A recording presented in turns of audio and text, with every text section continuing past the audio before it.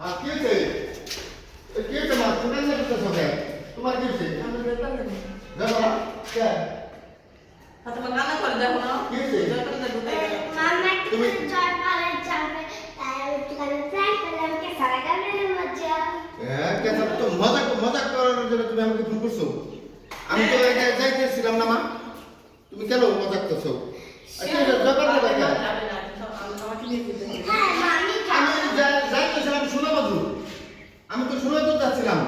phone করছো কেন ওই যে পরে গিয়ে ও হয়ে যাবে আচ্ছা জবার কীর্তনে যেতে হয় শোনো আমার কথা শোনো আমি বলতেছি শোনো তোমরা কয়দিন ধরে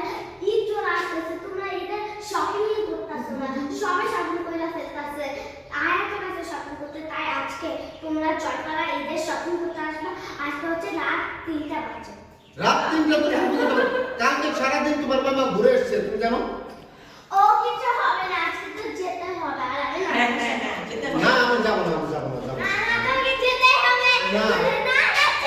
চলো চলো না করে এসেছে তোমাকে যেতে হবে চলো